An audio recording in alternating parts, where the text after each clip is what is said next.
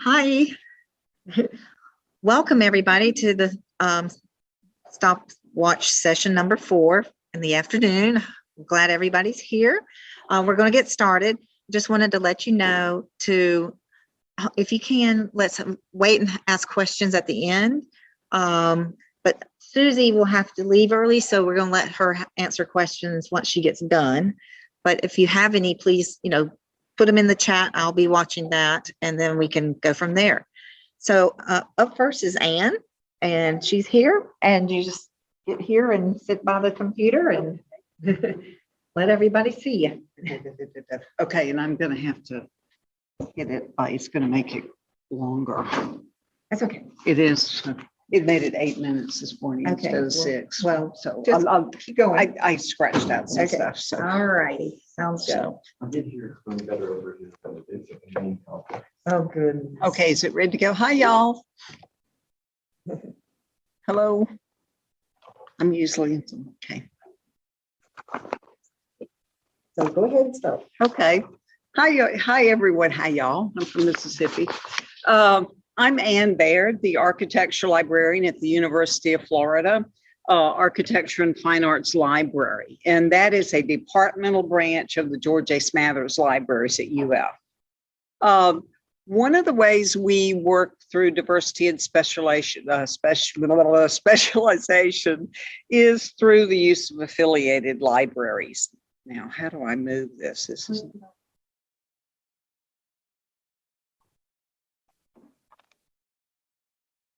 yeah.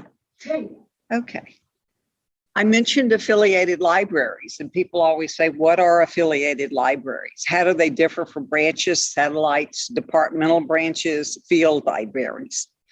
Affiliated libraries are academically administered libraries independent of the UF library system, and they have significant specialized collections. How do they work? Affiliated libraries own their own collections. The Smathers Libraries does not. But affiliated library holdings are integrated into the UF Libraries catalog for discovery. Borrowing privileges are determined by the affiliated libraries. The goal of this effort by UF is to expand access and awareness of the highly specialized and diverse resources held by the affiliates as a supplement to the George A. Smathers Libraries. In return for this recognition, the affiliated library agrees to provide service and collection management. Each library and dean must sign a cooperative agreement with Smathers, and each agreement is set up unique to that particular affiliate. Not reading my notes. UF is currently affiliated with 10 of these specialized libraries. They vary in how they run, their budgets, and how they are used. The number of holdings and are dependent on the budget and the use. These are some of the libraries with their holdings. We have 4 what we call UF IFAs, which is the extension service for the University of Florida. And these are located throughout the state, and they really are highly specialized. Their library is for research and for education. They're often in kind of out of the way places, so it's really important that they have these libraries. IFA stands for Institute of Food and Agricultural Sciences. Each affiliate is connected with the contact person, a liaison who is a subject specialist, and a cataloger. This is our newest affiliate, the Plant Diagnostic Center, where people send plants from throughout the world to see what's wrong with them, the disease that's there.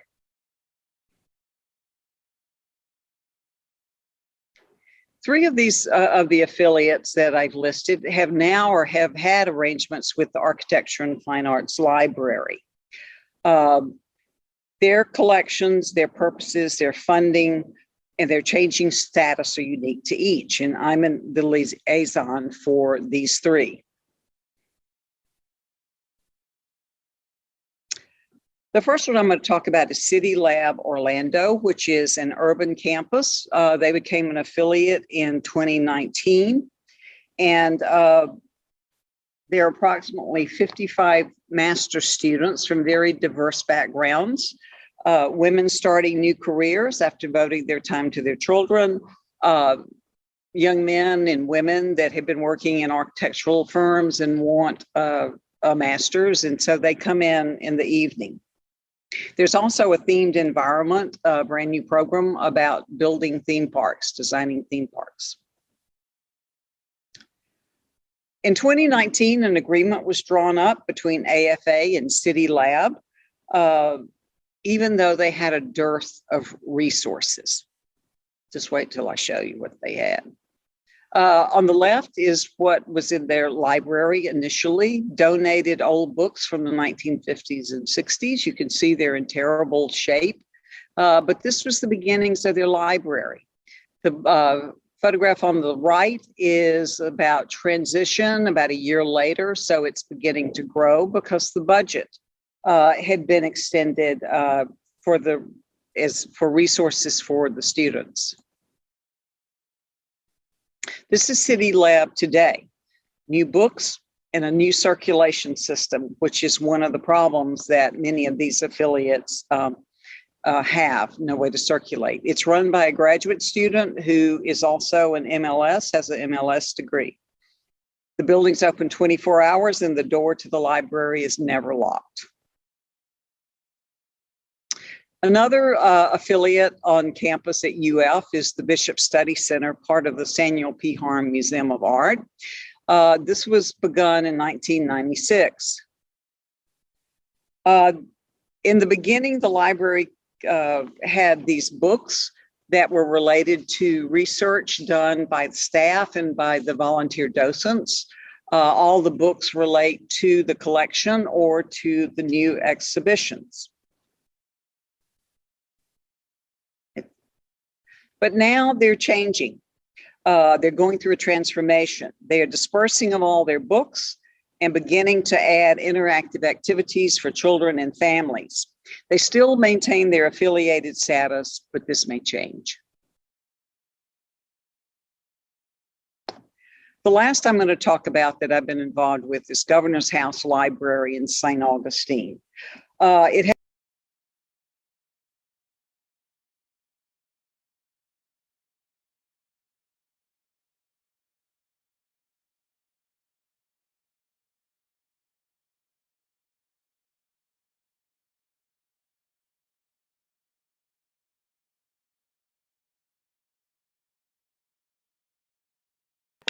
Oh, Beth, I think you're muted.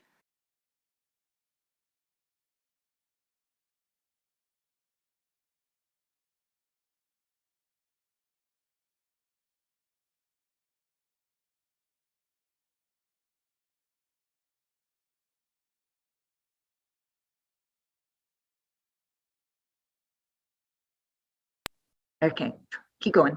You're good. Keep okay. going. You're good. All right. I'm glad it's not on a timer. So anyway, as I was saying, Governor's House has a complicated history. It was begun by historic St. Augustine. It was taken over by the University of Florida away from the state to run all of St. Augustine in 2010. And at that time, one of the art librarians began to catalog the collection and go through the collection that had been assimilated. This is some of it. Not only is it archives and books and letters, but also a lot of objects. So this is in the process of being even further cataloged and studied.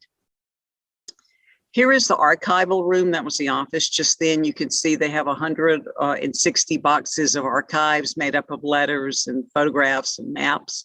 On the right are books that have been sent to the University of Florida Special Collections.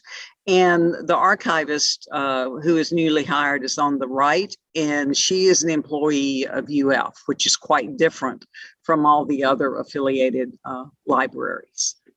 As I said, it was complicated. And final thoughts. One problem is circulation, keeping track of the resources. Every library has different methods. Some where you just sign out on an old card from the 1920s. Others don't even keep track, or they'll just ask someone how long they want to keep it. And so many of their resources get lost. It's difficult to establish an affiliated library. It can be long and complicated, and budgets vary from library to library. Only a few have full-time librarians, and others have, as I mentioned, a loose system of management. But Smathers Library now has an affiliated libraries working group to better address these issues, which I'm a member of. Did that take 8 minutes? Thank you. Your turn.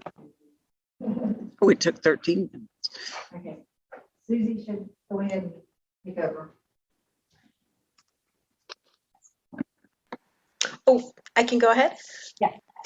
Wonderful. Well, hello, everybody. My name is Susie Kopecky, and I'm delighted to talk to you a little bit today and briefly about our on-demand course reserves model at Allan Hancock College.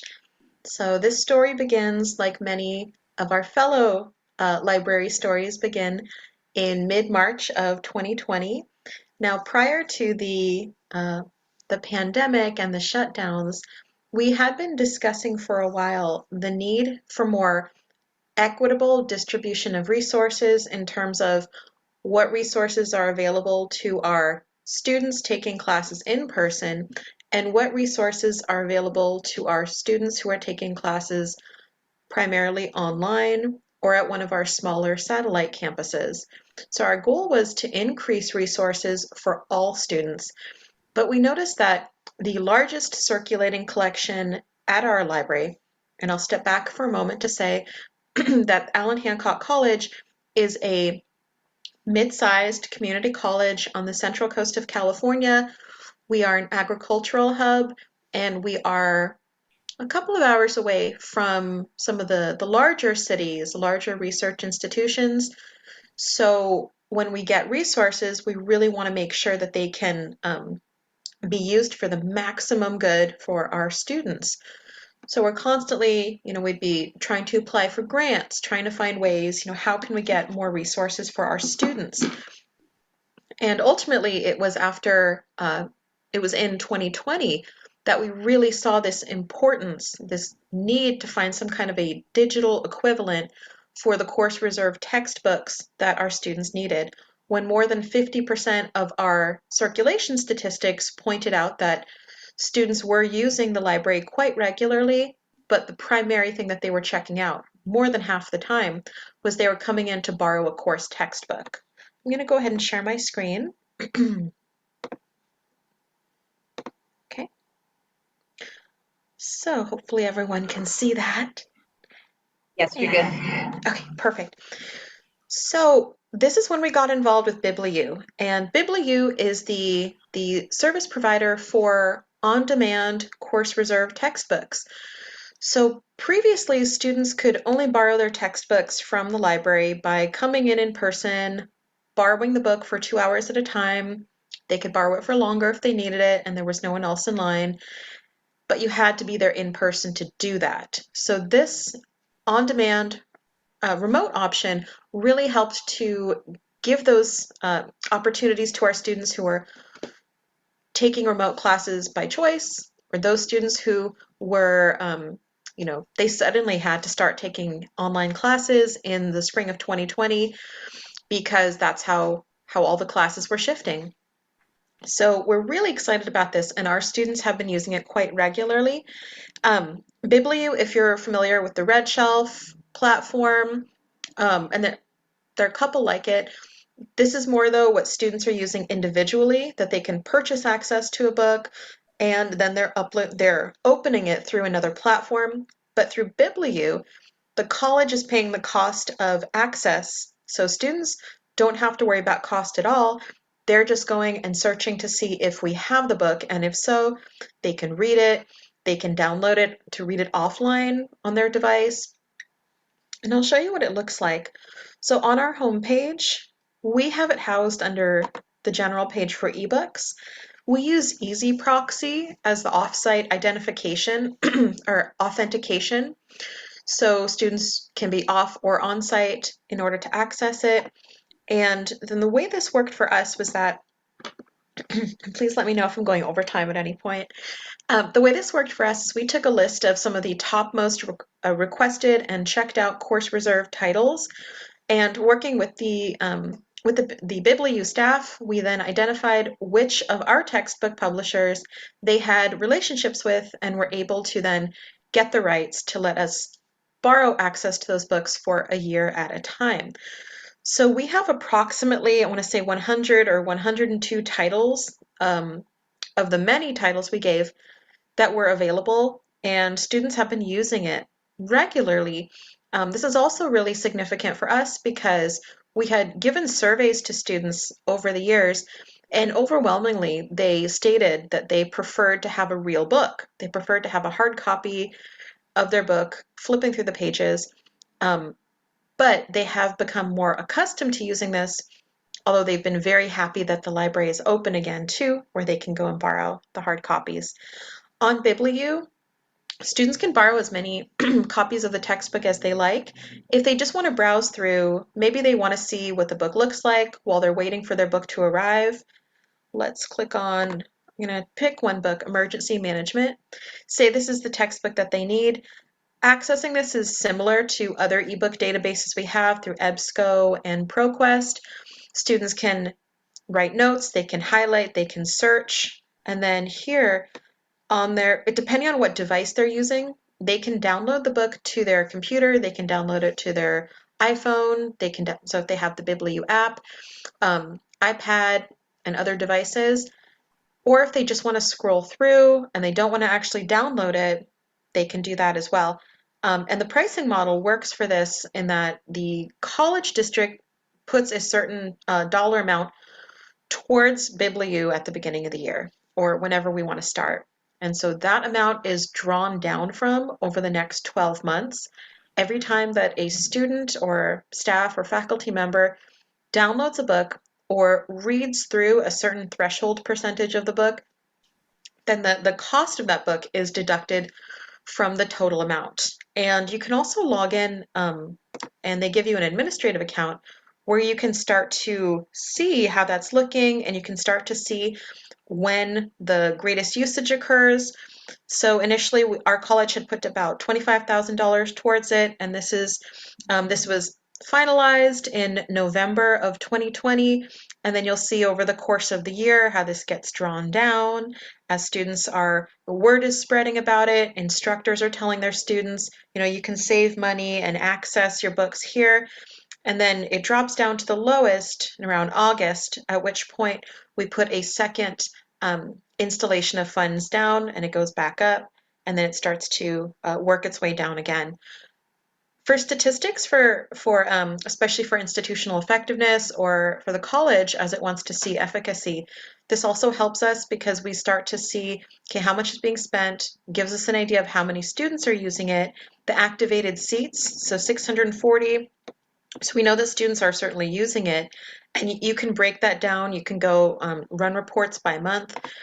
So this is something that has allowed students to feel that they can certainly keep up with their readings, with their homework. We're excited because it's providing more equity for students in different modalities of courses. Before this, we really didn't have any kind of an option. If students needed a textbook, we'd say, you know, please come to the course reserves. In partnership with this, we did get some grants, funding, and special support from the college to purchase more textbooks, not to replace or supplement our regular budget. Students can then borrow those textbooks for the semester. But I think I'm running a bit over time, so I'm going to stop. All right, thank you so much. Okay, our next speaker can go ahead and share their screen, and fingers crossed everything works.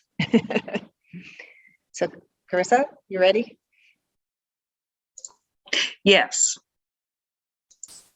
Hello, everybody. My name is Carissa Thatcher. I am the acquisitions team lead for the University of Cincinnati. And I appreciate your time and attention. And I'm going to share my presentation. Hello, everyone, and thank you for joining me for using Microsoft Flows. We can't hear it. Can you turn it on? Turn it up. Yeah. Okay. Oh, you know what? I unchecked share sound. Oh, okay. We'll try again. All right, perfect. Hello, everyone, and thank you for joining me Can you for hear it now? EvenFlow, using Microsoft Flows to streamline library acquisitions work. In 2013, Tricera Shopper, which was named after the Triceracopter, a permanent art installation at the University of Cincinnati Libraries, which is seen here on this slide, was launched as an in-house firm order communication system for subject liaisons. This was necessary to help coordinate and document the ordering for 30 different liaisons for library materials.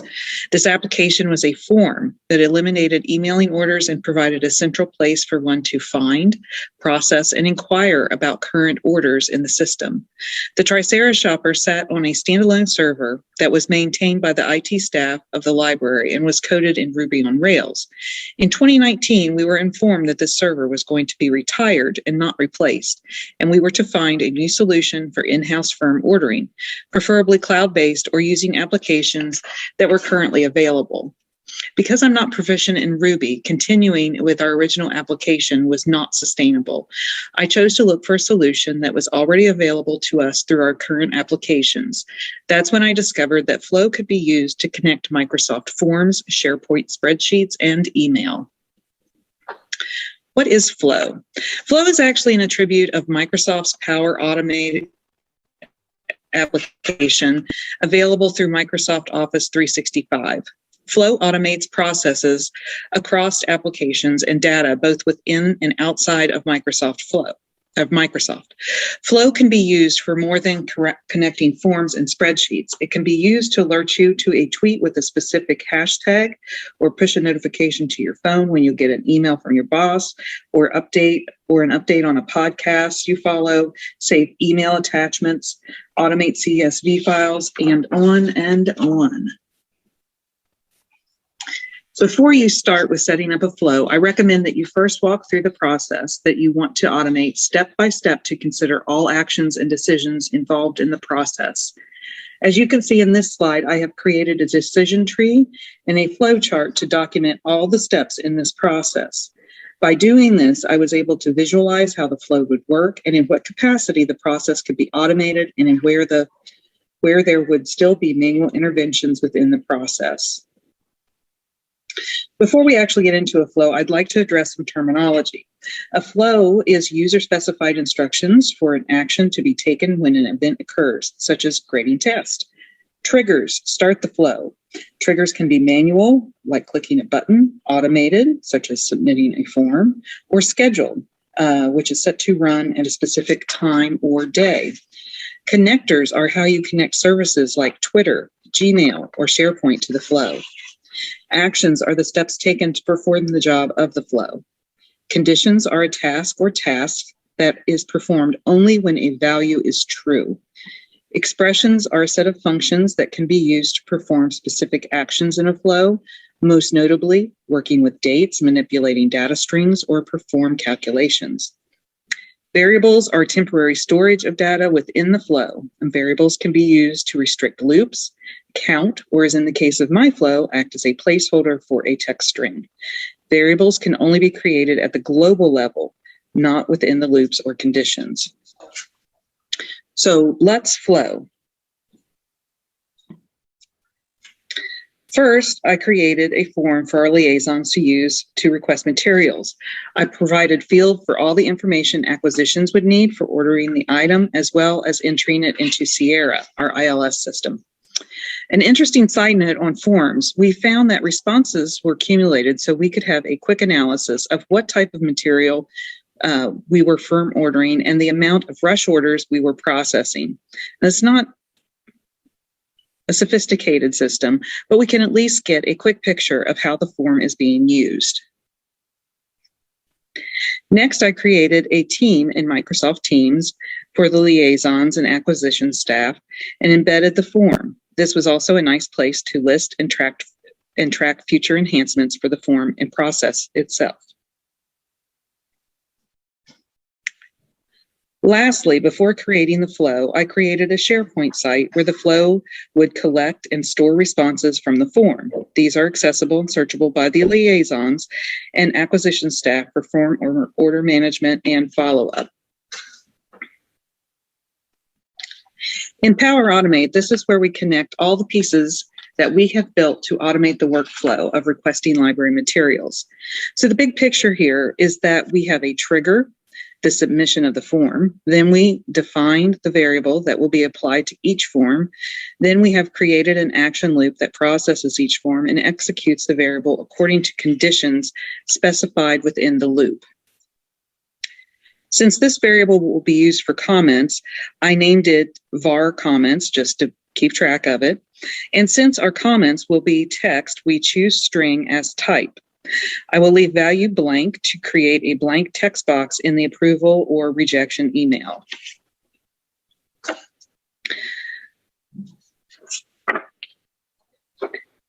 Then we come to the loop, which begins the trigger of a form submission, then creates an entry in the Tricera Shopper SharePoint spreadsheet. It simultaneously sends a notification email to the selector and the person who orders. This loop also allows for the person processing the order to mark the order as accepted, it is being ordered, or rejected, adding the reason for that rejection, which is then sent straight to the selector, which keeps them informed as to where their item is in the ordering process. Thank you. Okay. Thank you. Anna. It's Anna's turn. All right. Hi, y'all. Let me just a second while I bring up this video. Okay.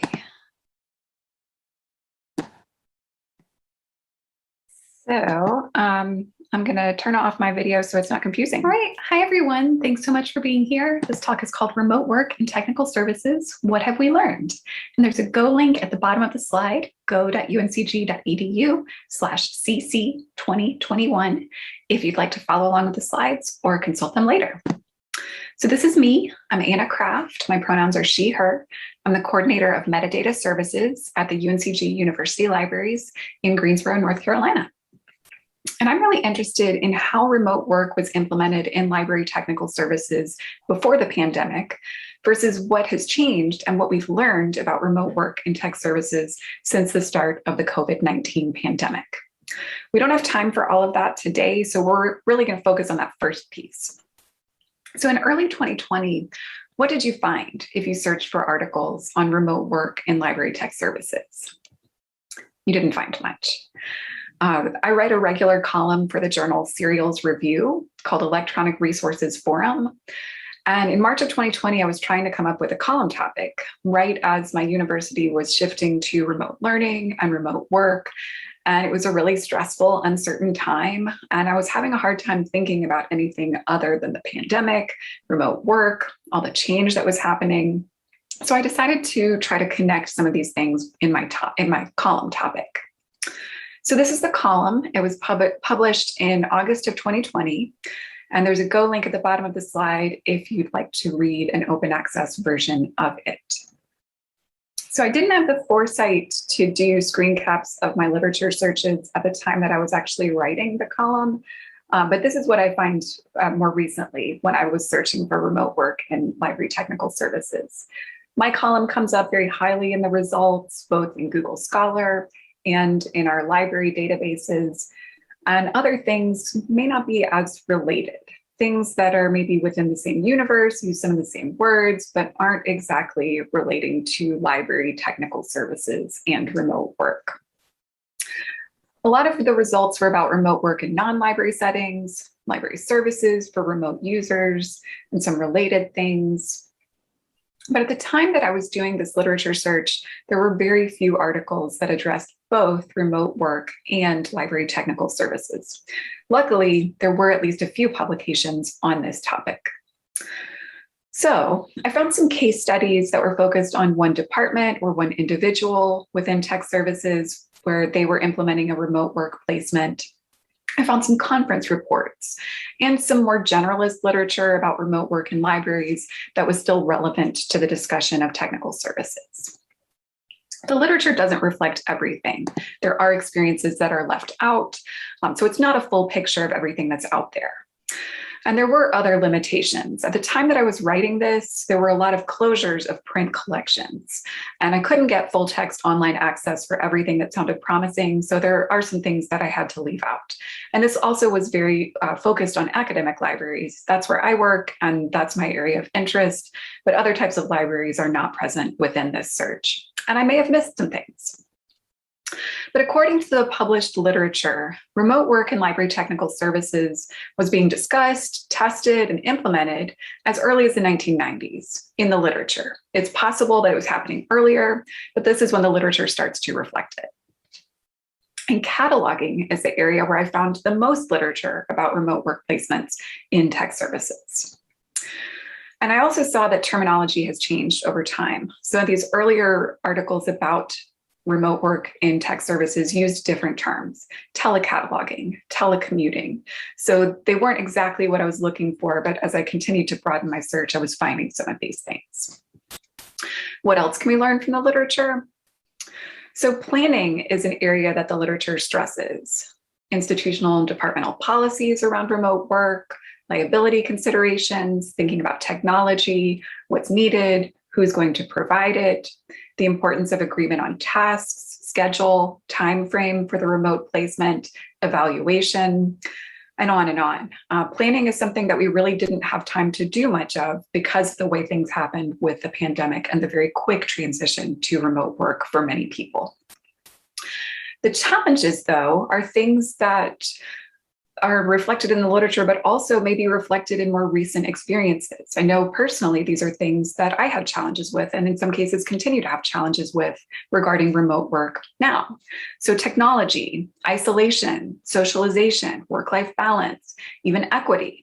We don't have time to talk about all of these in detail right now. Equity is the one I want to pull out because in institutional settings, organizations are generally providing what people need to get their jobs done. Not all organizations are able to do that for people working remotely. And in such situations, that means that people who are able to provide what they need may be the ones who those remote work placements are reserved for. So this can be an equity issue. There are benefits that the literature reflects relating to remote work: flexibility, improving morale, and efficiency. So these are some of the things that the literature says about pre-pandemic remote work. What about the future? So we're in a different place than we were this time last year, but we're not out of the pandemic. We still don't know its full and lasting effects on libraries and our work. I don't have answers. I do have a lot of questions that we don't have time to get into fully right now. Hopefully there will be some time for discussion in the Q&A, but I've got a couple of slides of questions. And I've been glad to see in recent months some surveys that indicate that people are doing some research in this or related areas. So I hope that the literature will continue to grow and we'll get to learn more about how remote work is developing in libraries.